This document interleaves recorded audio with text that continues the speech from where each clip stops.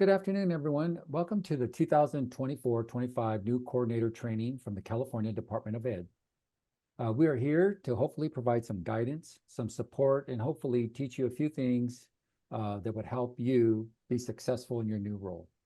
That said, my name is Paul Valencia, and I will be your producer for today's webinar, which is a focus on preparing for testing. Before we hand it off to our very knowledgeable presenters, let's address a few housekeeping items. First, all participants are muted. Therefore, in order to submit your questions during the presentation, you may use the Q&A feature in Zoom. Please do not confuse this with the chat feature. For this webinar series, we will only be using the Q&A feature. Second, a copy of today's resource guide was sent to you via email yesterday. Hopefully you received it. If you haven't, or you need to access it again, the link has been placed in the chat. I'm going to go ahead and send this through. Alrighty. And just so you know, clicking on the link will take you to a folder where you can download the guide or make a copy into your own Google Drive. Please keep in mind that there is no edit access from the link we shared. You have to save your own copy. And lastly, we will be recording today's presentation. An archive of this recording will be available to view on the upcoming and on-demand trainings webpage on the CAASPP and ELPAC website. Alrighty, with that, I would like to introduce today's expert panelists. We're very fortunate to have with us today Jadine Jones from the Sacramento County Office of Education and Stephen Bartlett from Los Angeles County Office of Education. Good afternoon. I'm Stephen Bartlett from Los Angeles County Office of Education. Today, our agenda aligns with the success criteria for this webinar. So let's take a look at the things we will be able to do by the end of each of this session.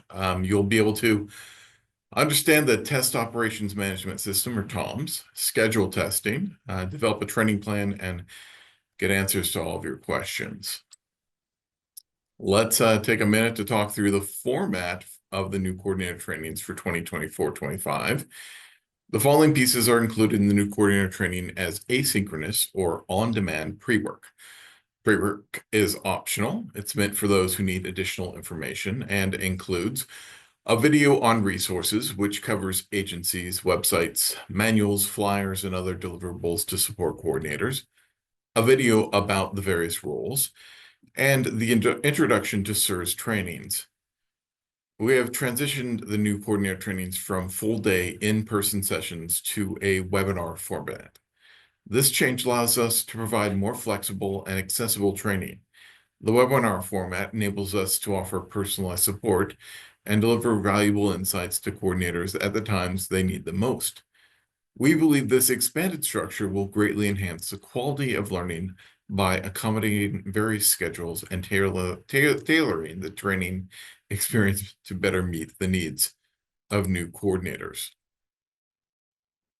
The rest of the new coordinator training program is this series, is included in the series of 12 monthly webinars spread across the year and designed to give just-in-time information. The full list of sessions is in the resource guide, but let's review what is coming up. Today's topic is part 1 of preparing for testing. In December, we will continue our topic, preparing for testing, and then in January, we will talk about what support during testing looks like. Before we jump into today's topic, I want to remind everyone about a few excellent resources for coordinators. Links to these resources are in your resource guide. First, the coordinator checklist.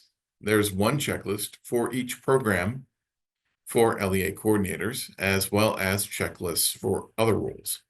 Each checklist includes an extensive list of the tasks and activities that are part of your new role. The tasks are listed by the month in which they are most likely to occur, but some tasks may occur in other months, depending on your local schedules and plans. They're created in Microsoft Word, making it easy when customizing them to better meet your needs at your LEA. Second, the new coordinator how-to hub. This is a page on the new CAASPP and ELPAC website that collects all existing how-to resources, including videos from other LEA coordinators, and organizes them by time and by topic. If you're ever stuck on how to do something, this is a great place to start. Let's spend some time talking about the Test Operations Management System, or TOMS.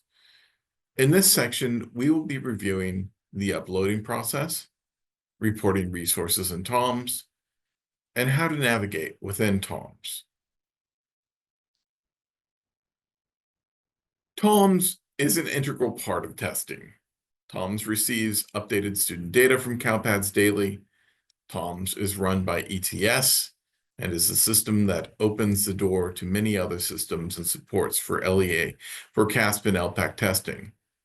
Within TOMS, you can assign users, to set the CAASPP test window for your LEA, enter accessibility resources, check demographic information for students, update test assignments and parent exemptions, access secure materials, and more.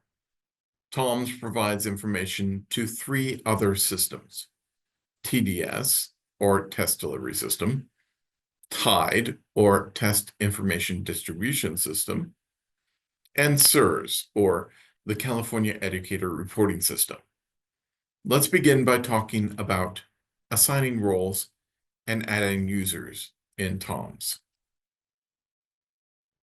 While some things work automatically, for example, much of the student demographic information in TOMS is automatically pulled from CalPADS, it's important to remember that many details specific to your LEA will still need to be uploaded manually each year.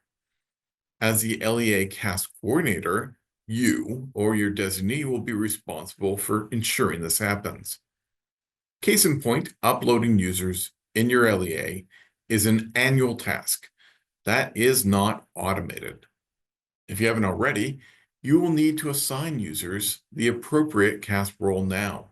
This includes assigning TOMS roles to your site coordinators, your test administrators, and test examiners. You may already have some users in TOMS for ELPAC testing. Be sure to assign the appropriate CAASPP user role that correlates with their specific duties for CAASPP testing as well. Refer to the TOMS user guide for details about user roles and responsibilities. To add or manage users, you can either use the batch file upload process or update users manually in TOMS. There are templates available for the batch upload process. You can download the template from TOMS, or templates are also available for download on the TOMS resources page on the CAASPP and ELPAC website. On that CAASPP and ELPAC website, those templates are accompanied by videos that clearly demonstrate both batch file upload or adding and managing users one by one. When preparing to add a user, make sure to have available the user's first and last name, their email address and phone number, the CDS code, and role type. It is your choice which process to use, but having this information handy will expedite the process. The only role that does not need to be added to TOMS is that of the superintendent. This role is automatically assigned to the individual listed as a superintendent or charter administrator in the California School Directory. The superintendent or charter administrator designates the primary LEA CAASPP coordinator and the primary LEA ELPAC coordinator. The superintendent may also designate secondary LEA CAASPP coordinators and secondary LEA ELPAC coordinators. In addition, the Designate Users section allows the superintendent to add the LEA Special Education Coordinator and Technology Coordinator as contacts. Something to remember is that the primary LEA coordinator can also assign additional LEA coordinators if needed. Also, check out the newly created Coordinator How-To Hub. On the How-To Hub, you'll find vignettes from coordinators like you sharing short videos on how to create users. The links to the resources can be found in your resource guide. They're extremely helpful, so you should check them out.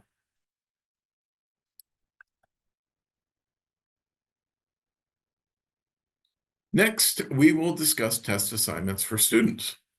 You might be thinking, I thought the tests were automatically assigned. The testing system will automatically assign the Smarter Balanced Summative Assessment to students in grades 3 through 8 and grade 11 for English Language Arts, ELA, and mathematics. Students in grades 5 and 8 will automatically be assigned the California Science Test, the CAASPP. Also, students in grade 12 who have not yet taken a science test will automatically be registered to test. So, who are the students that need to have a test assigned? In your LEA, you will need to assign a test for students that will take the California Science Test in grades 10 or 11. You will need to assign a test for students that will test remotely. You will need to assign a test for students that will take the California Spanish assessment, and you will need to assign a test for students that take the California alternate assessments. Each of these students will need to be assigned the correct test in TOMS. Although all of the other assignments are elective, just one note on the California alternate assessments. Students assigned the alternate assessments must have it stated in their IEP. LEAs may use the alternate assessment decision-making tool to assist in identifying those students for the alternate assessments. Once a student is assigned to any alternate assessment, ELA, math, science, or ELPAC, all assessments for that student will be assigned to alternate assessments.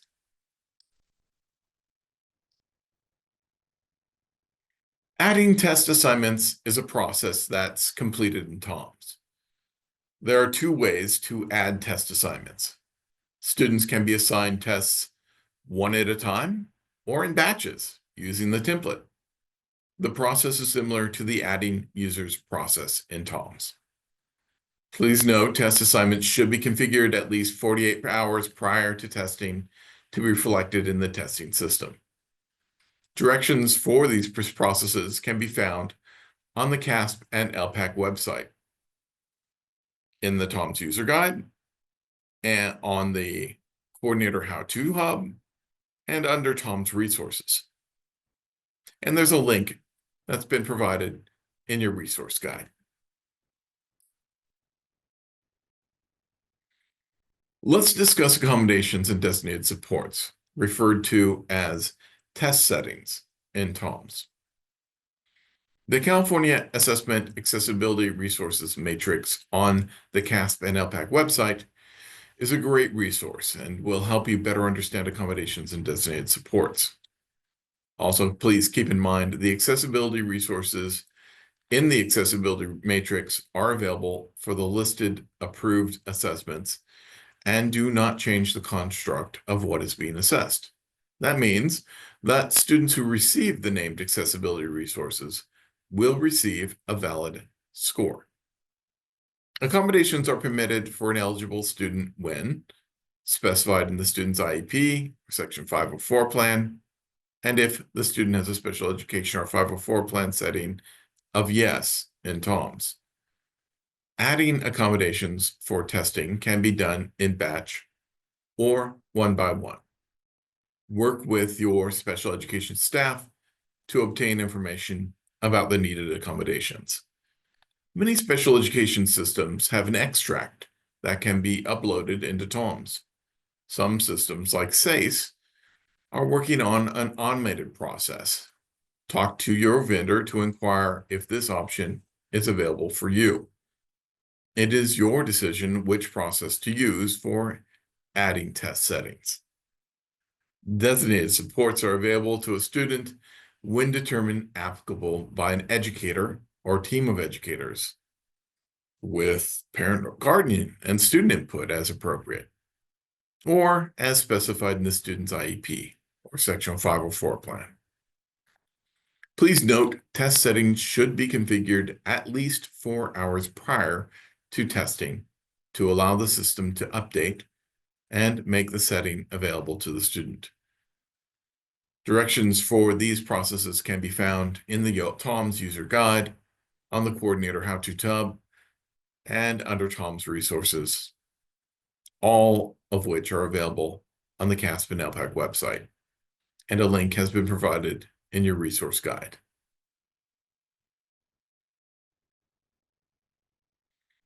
Let's talk briefly about the reports that are available within TOMS.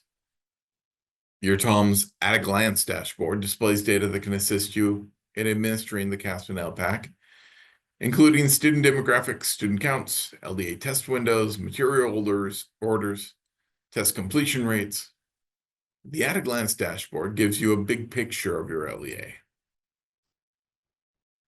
Once inside TOMS, the Reports tab provides access to all TOMS reports at both the LEA and site levels. The Test Setting report lists students and their assigned embedded and non-embedded resources. Test Assignments report lists test assignments for students in the LEA. The User List report lists all CAASPP users in the LEA with their details. The Security and Test Administration Incident Reporting System, or STARS, and Appeals report details STARS and appeals cases, including incident and appeal information. The Security Forms and Remote Administration Status report lists signed test security agreements and affidavits with signing dates and indicates remote test administration status. The Student Score Data file provides student scores and detailed testing information. The Student Demographics report verifies CalPADS data sent to TOMS, including demographic records for each enrolled student. And the eligibility report is in CAASPP, shows which high school students have completed the CAASPP Science Test, or CAAST, CAST, and the California Alternate Assessment for Science, or CAA for Science tests available at LEA or school level.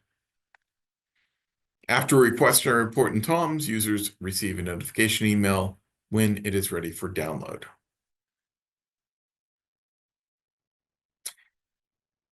It is important to download these reports, such as, for example, the test assignments report, to verify students with an IEP are correctly listed as having an IEP so that they can be assigned an alternate assessment if that has been determined for them. Also, you will not be able to assign accommodations to students with an IEP or 504 plan if it has not been indicated in those demographics, which come from CalPADS. Within TOMS, there are many tools to help you perform your job. The more familiar and comfortable you are using TOMS, the better. TOMS is an essential component of the administration of CAASPP and ELPAC. What's in TOMS? As previously mentioned, TOMS is where you will upload users, test assignments, and test settings. You'll also find and be able to download secure materials such as the California Alternate Assessment Directions for Administration, DFAs, and CAASPP and ELPAC interim answer keys, all available in the Resources tab. You have the ability to look up individual students or users. There are links to frequently used sites, including the Test Administrator interface, the Data Entry interface, and the Teacher Hand Scoring system. In the Admins tab is where you will set up the test administration dates for your LEA. You should probably have already done that, as the deadline is the 1st. The Security and Test Administration Incident Reporting System, or STARS, tab is where the LEA coordinator or site coordinator will go to report security and administration incidents such as expired or accidental test submission, administered incorrect assessment, student cheating, or accessing unauthorized devices during testing. And if you want to learn more, when in TOMS, you could try this. Select a question mark icon when it appears, and a contextual help box will pop up with some pertinent information about that particular topic. There are also page instructions you can select, and that will pop up with information about everything on the screen, plus a direct link with more detailed information. Take some time to familiarize yourself with TOMS and all it has to offer. So next, my colleague will share about scheduling testing.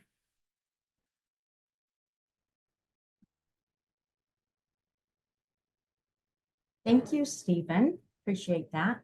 And yes, we're going to go forward now with the next section. Oh, can you confirm you can see my screen? Yep. Okay, perfect. All right, so moving on to test schedule. There we go. All right, so let's talk about the importance of the test schedule. You will work with the test site coordinators as well as the site and LEA administrators to set testing windows for your LEA. Windows must be set in TOMS by December 1st. So here's your secondary reminder, December 1st. The selected testing window for the Smarter Balanced CAAs for ELA and Mathematics, CAST, and CSA must not begin until the day of the completion of 66% of a school's annual instruction days. The CAA for Science window is set up automatically as the embedded performance tasks, or PTs, may be administered in any order between mid-September and the end of the instructional calendar.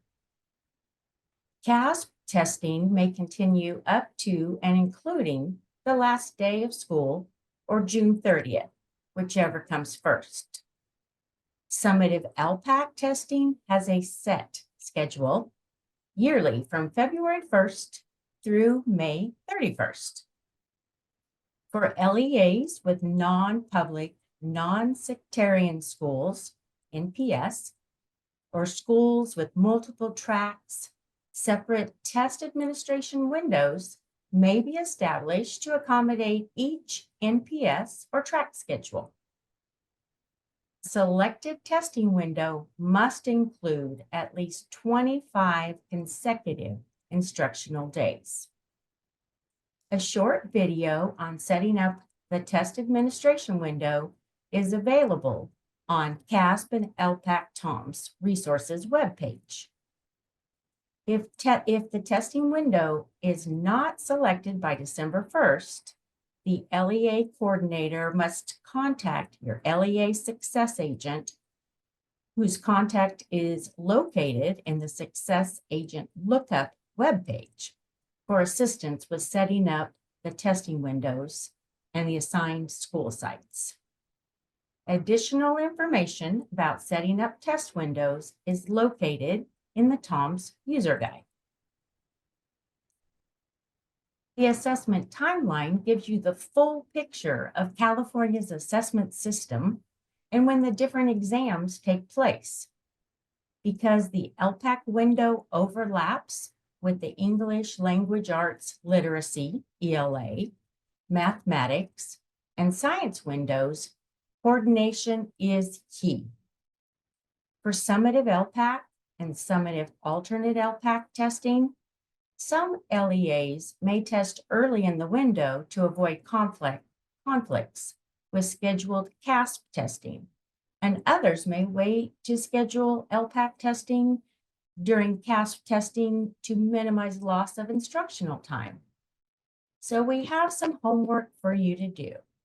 We want you to check in with your site leadership as well as your ELPAC coordinator to coordinate testing schedules across your programs. It is important to note that the summative ELPAC and summative alternate ELPAC window doesn't close until May 31st.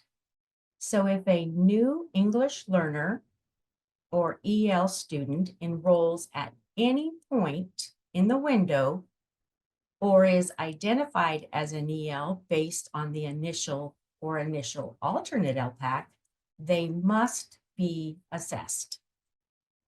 It will be important that you have a plan in place for these students who enter your district after the summative ELPAC has started, and that someone in your district or LEA is monitoring the data. If a student enrolls after February who needs to be tested with the initial ELPAC, they must be tested ASAP within the 30-day window requirement. If the initial ELPAC results and EL status, you must ensure that they are also administered the summative ELPAC by May 31st, regardless of whether the bulk of your students already completed their summative ELPAC testing for that year. So Stephen, can I ask you, how do you handle this in your district regarding when you have a student come in late or come in mid-February? Do you have any special tips or tricks? Absolutely. It's really important to keep a very a tight observation on both your enrollment and students eligible for testing in TOMS. You'll want to make sure that the TBD status has been assigned to students who have a language other than English or American Sign Language as their home language based on a first home language survey. Ensure that there are no overlapping or double identifiers for a student. That is, they have not previously attended a California public school. That you want to look at higher grade levels most of all. Students who have attended a school or who are entering your LEA at, you know, 3rd, 4th, 5th, up through 12th grade, 1st or 2nd even, are more likely to have actually attended a prior LEA in California. So you want to be very certain that their home language survey is their first one, that they haven't previously been identified as IFAP or EL or even EO by another district. And you want to keep constant updating yourself constantly on the eligible student list as well. So coordination with your CalPADS coordinator and then those eligibility reports you can find in TOMS constantly. Thank you, Stephen. And yes, just a reminder, if the student comes in and they're tested after February with an initial, and they are designated as a ELAS, English language, an EL as their language status, then they must also take the summative in the spring before the end of the school year.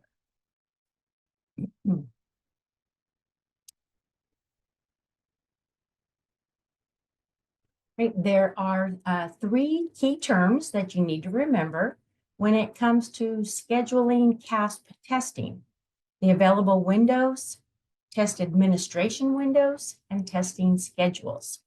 Sometimes these terms are used interchangeably, so I wanted to spend some time talking about each one and how they relate to each other. The available testing window, or the statewide testing window, is the longest period of the 3. The available testing window is set through the CAASPP regulations, and it's based on the percentage of completed instructional days. Per the regulations, the available testing window shall begin on the day on which 66% of the school's annual instruction days have been completed, but no earlier than the 2nd Tuesday in January of each year, and may continue up to and including the last day of instruction for the year, but no later than June 30th for most CAASPP tests. As a reminder, for the CAA for science, it is an exception and is available for testing throughout the school year, starting in mid-September. Within the available testing window, LEAs select test administration windows. Depending on school calendars and other circumstances within the LEA, LEAs may select up to 6 test administration windows within the available testing windows. CAASPP coordinators will enter these windows into TOMS, identifying the dates the summative CAASPP tests will be available to schools within the LEA. Each of your school sites will establish a test schedule. That falls within the LEA's administration window. Unlike the test administration windows, these are not loaded into the TOM system, and they're just kept locally. Downtime and maintenance days are scheduled throughout the school year. The plan system downtime webpage features a calendar with the scheduled downtime and maintenance dates. The affected components of the system are listed there as well. LEA coordinators are encouraged to notify staff about these scheduled downtime and maintenance dates and plan around these dates when preparing testing schedules. It is a best practice to upload users directly after the summer TOMS user rollover, and you'll need to establish an ongoing process to monitor that your users are up to date as you approach and enter the testing season. Also, student test settings do not carry over from year to year. You must ensure that designated supports and accommodations are appropriately assigned. So, what can you use for training? ETS has a great video tutorial that you can use for training on how to start and, sorry about that. ETS has a great video tutorial that you can use for training on how to start a test from start to finish. This is a really comprehensive resource that's available on the CAASPP-ELPAC website. I highly recommend using this video with your team, and they'll know how to use the TA interface and how to troubleshoot. So check your resource guide for links for these videos. Your resource guide includes several questions for you to consider when developing your training. So let's do a little walk through those questions now. What topics will you need to cover? First and foremost, you want to identify the topics in the training and the audience for those topics. Try not to assume that all your interest holders are equal in the information and in their needs. Experienced site coordinators will need much less information than a new site coordinator. Does the school type matter?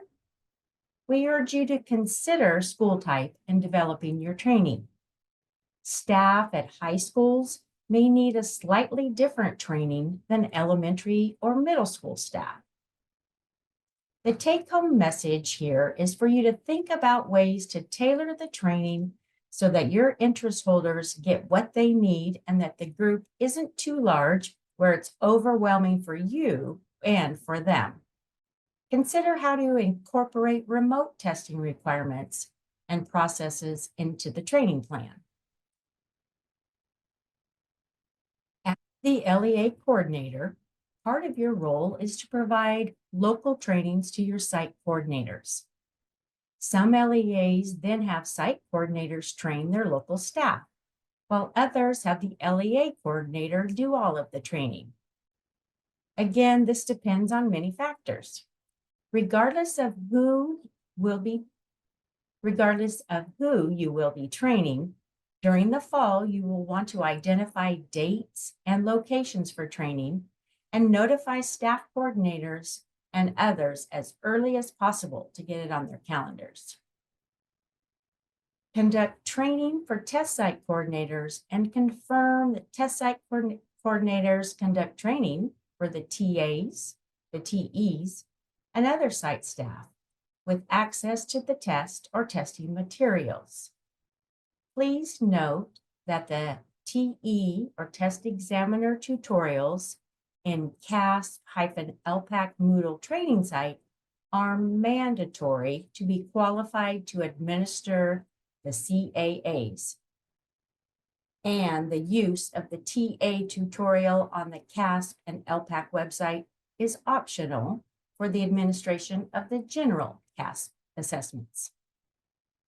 Use existing training materials whenever possible, adding information specific to your LEA as needed. Ensure that test site coordinators have resources and instructions for site staff to complete their test security affidavits. Confirm that the test site coordinators have conducted the required site trainings. Also, confirm that test security affidavits have been completed as TOM accounts are established for TAs and TEs at each site. As you're developing training materials for test site coordinators, test administrators, and test examiners, use existing training materials whenever possible, adding information specific to your LEA as needed.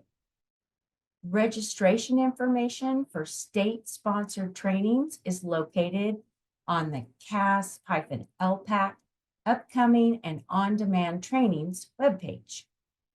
Members of your local assessment network may also have training materials available.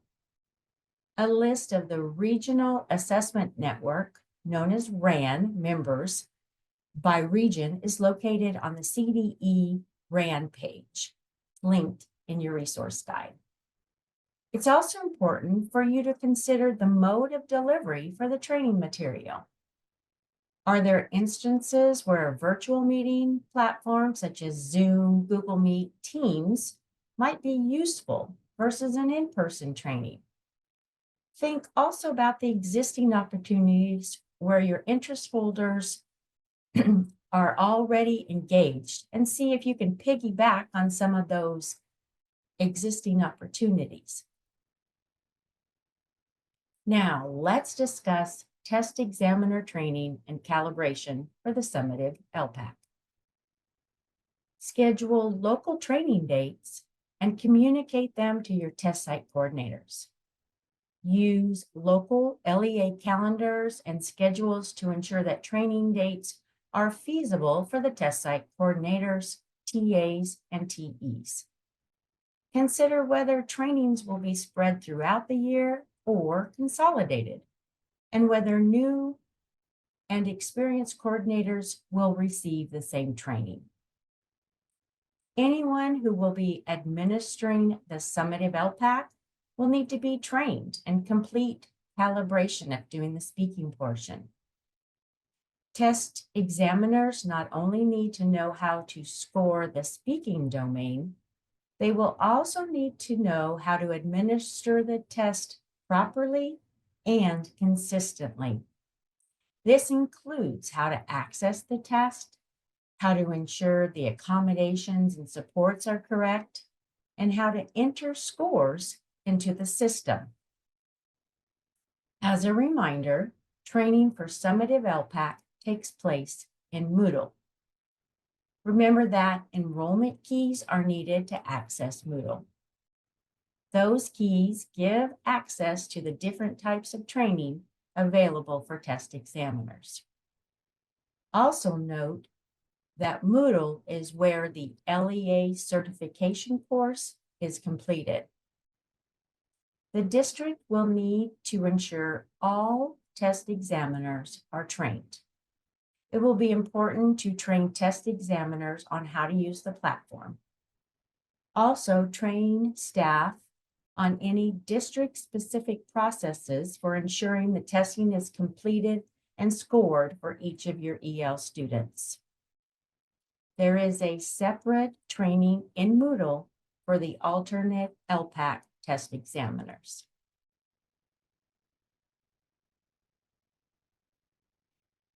Here are some key questions and example considerations to guide the development of your training plan and provide direction for your local training sessions. Training content. Think about what specific information needs to be included in your training sessions. Who's your target audience? Who needs to participate in the training? Does everyone require the same information, or should different groups receive tailored content? Specialized training.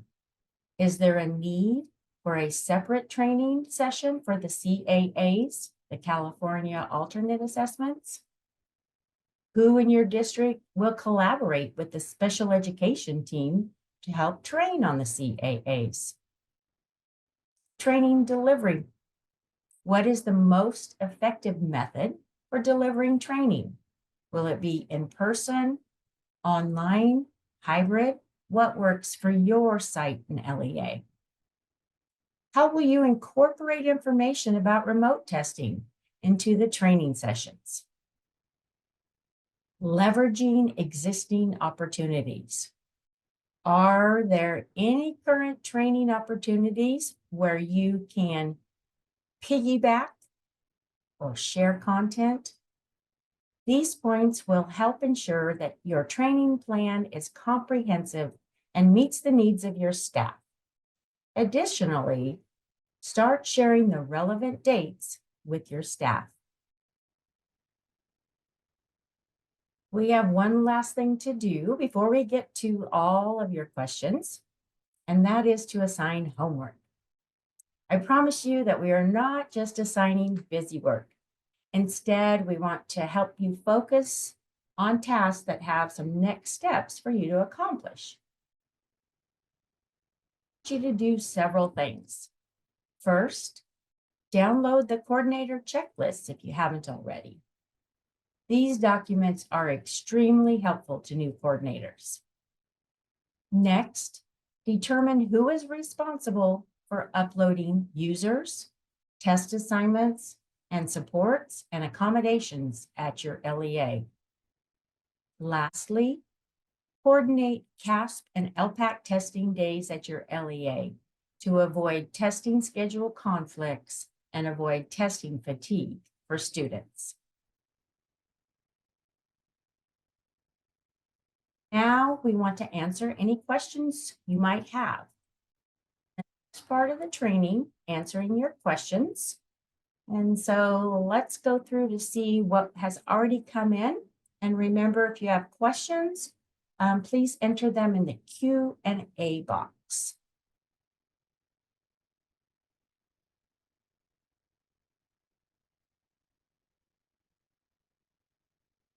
All these questions.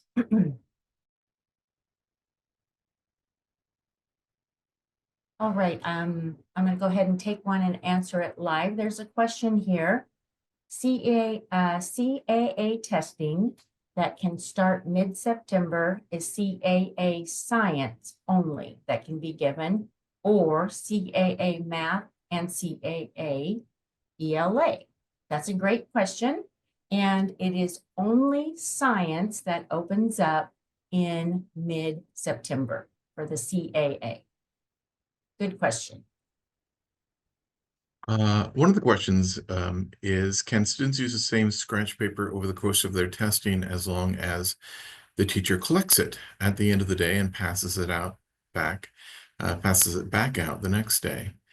And this is one of the questions that's answered through the FAQs in the Get Answers, the help section of the CAASPP and ELPAC website.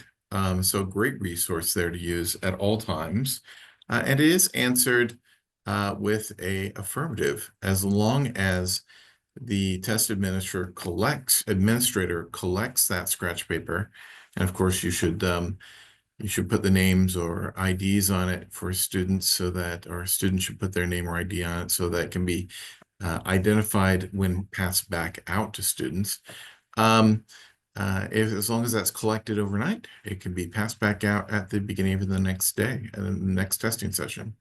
So that does create a stairs incident if the student takes it home, though. Okay, here's another question. Where can we find the list of the maintenance dates?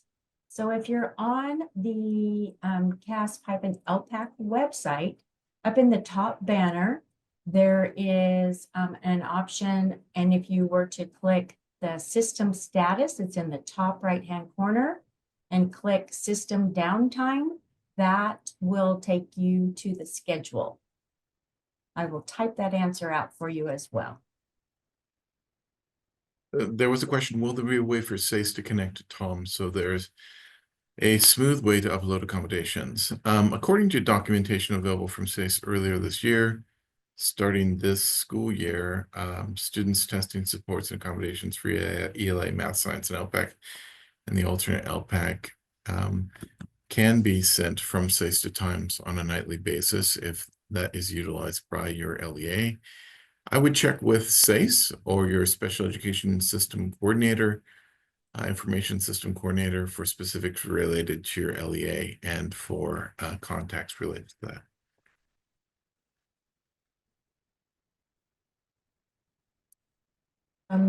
There's a question in here about, please verify if users in TOMS roll over last year.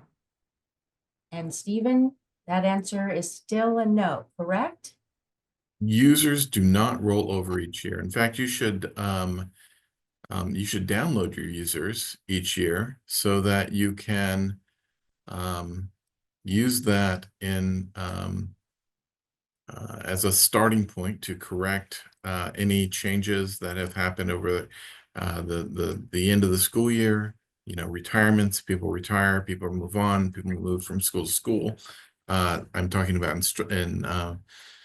instructors, teachers, principals, all this happens from year to year. And so that you can download the prior year's user list and then make any updates that are necessary and re-upload it. But it is not automatically rolled over.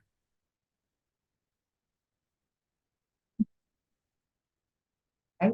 Paul, can you help me out on this one? Where can we find the recording of this webinar? Sure. My understanding it's on the training website, correct? Yes, I'll drop the link in the chat, but it's also on the resource guide. It's the CAASPP and ELPAC upcoming and on-demand trainings webpage. And there you can find all the trainings. But I'll drop it in the chat as well.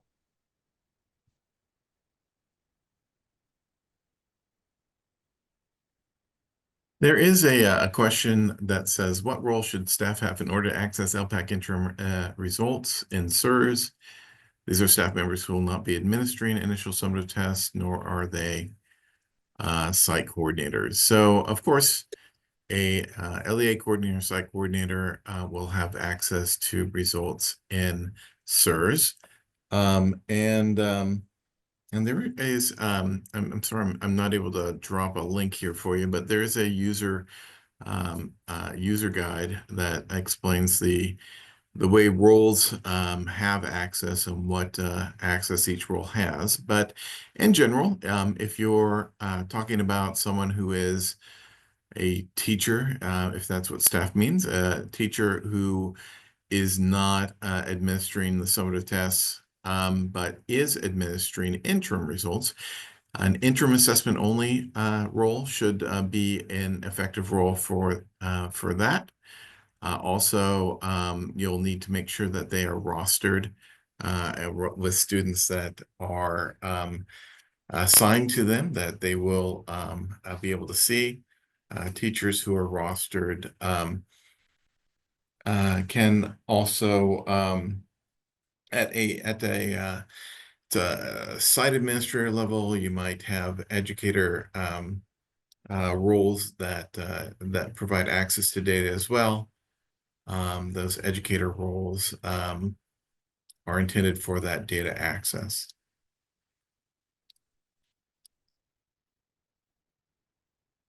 And there's a question about where do you find the LEA certification course, and yes, that's in Moodle.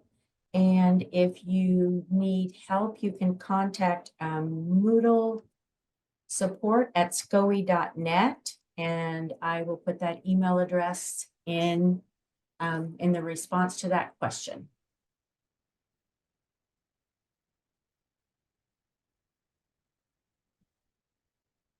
But yes, the LEA certification course is in Moodle. There's a very specific question about a specific testing incident. It happens to be student requires video consent and tied to be in testing. And this is their first attempt to complete the grade 4 math measurement and data IAB. I'm going to defer answering this specifically and suggest the resource that you would use to answer this type of question on an ongoing basis. There is a structure that is called the success agent structure. So that means that your LEA, your school, your district will be assigned to a ETS success agent. And so you would contact the success agent either by text or by email or by phone.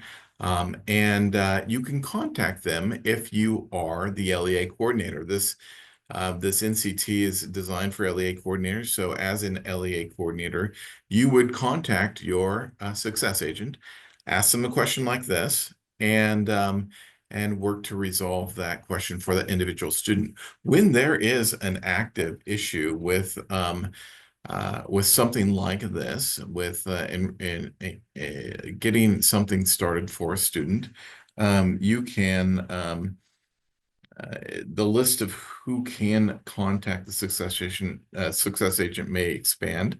Generally, I believe that's for the summative assessments, but that's the person you ask is the success agent.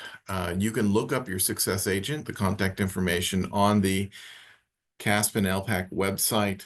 There's a place where it says help in the top right-hand corner, and that will take you there.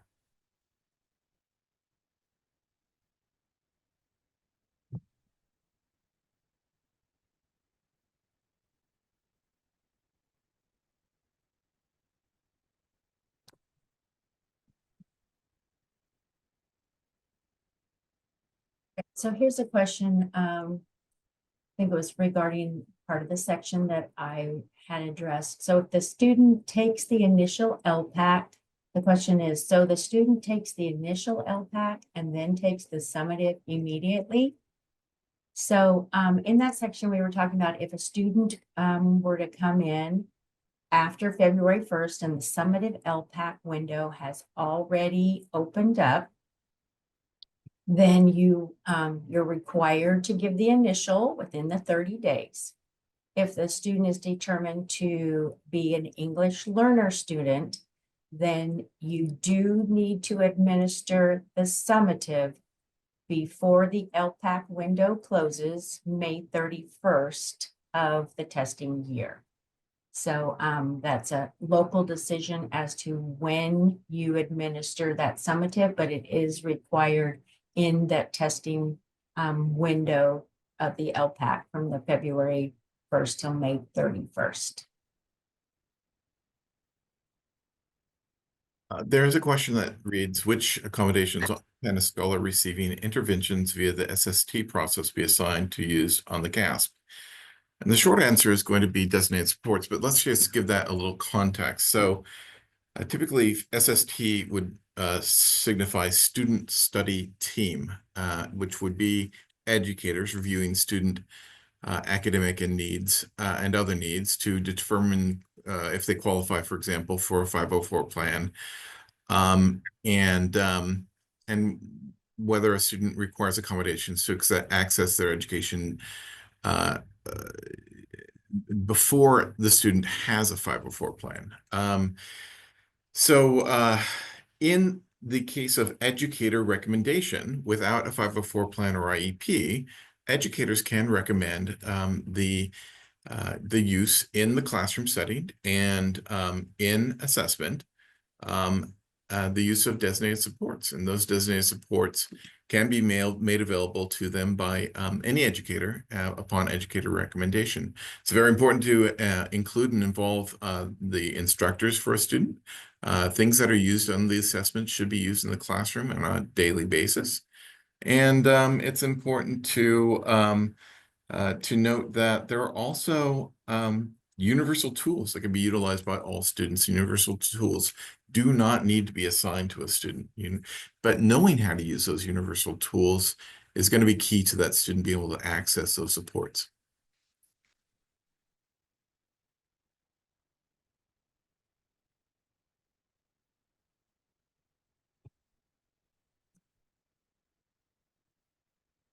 There was a question regarding what are all those ELPAC deadline dates? And so there's information linked in the resource guide, but the summative ELPAC window is February 1st through May 31st. And then also if you need to order materials, summative ELPAC, I don't remember if we talked about that today for K2. That due date is by December 20th that you would need to order for grades K through 2 summative ELPAC. And you can reach out to your LEA success agent if you need help with that ordering process. Addressed your question. Hey, Stephen and Janine, we probably have time for one more, maybe 2 more questions. Okay. Thank you.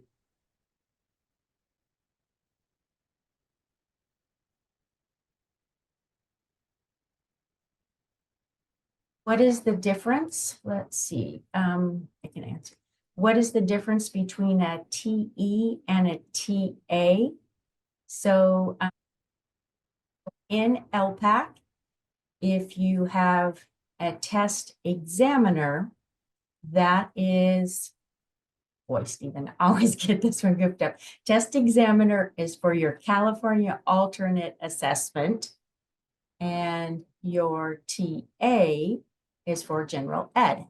Did I get that right? I think so. Yeah.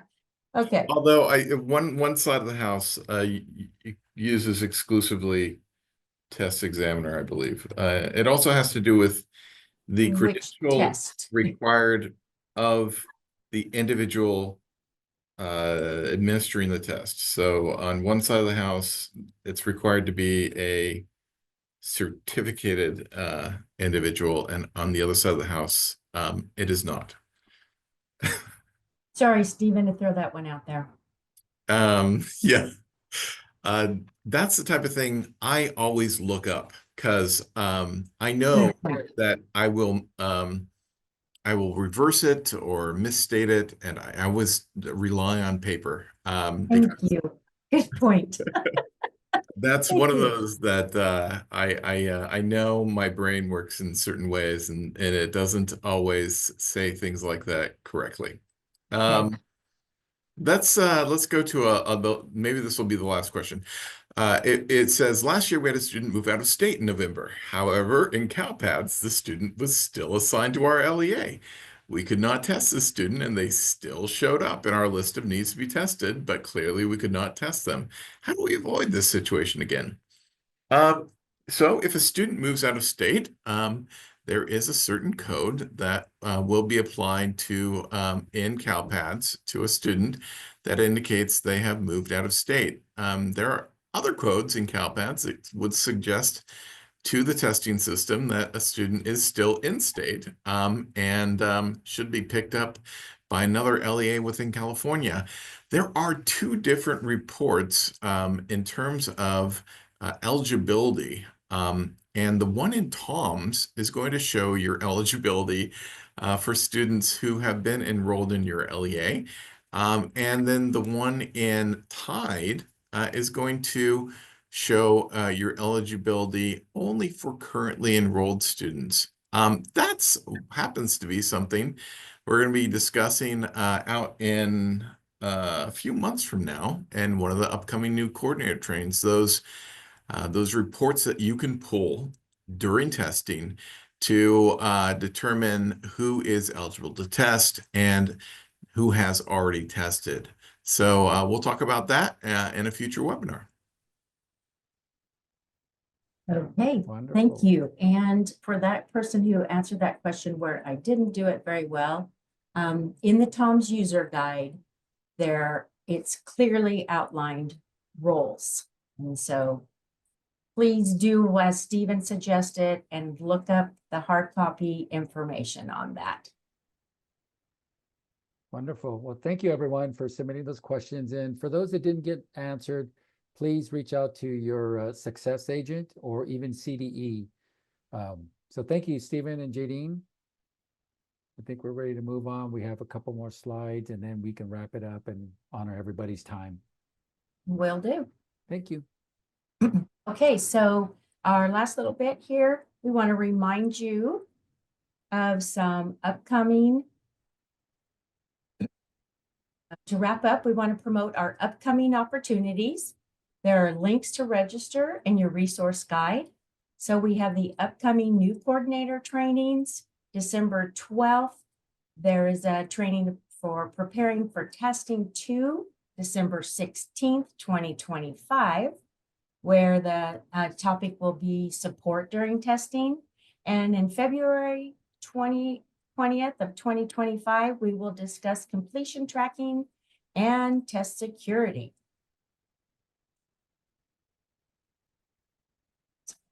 So mark your calendars. Join us for the Results Are In, Now What webinar on January 29th, 2025. Bring your questions as experts in the field will present what's new, as well as answer questions regarding the module series. There's a link where? In your resource guide. So go register now for that one. And if you haven't already, please sign up for the Assessment Spotlight emails. Find your subscription instructions in the resource guide. For additional updates, follow CDE on X, formerly Twitter, at CDE Assessments. You can also connect with CDE on Instagram. The links are in the resource guide.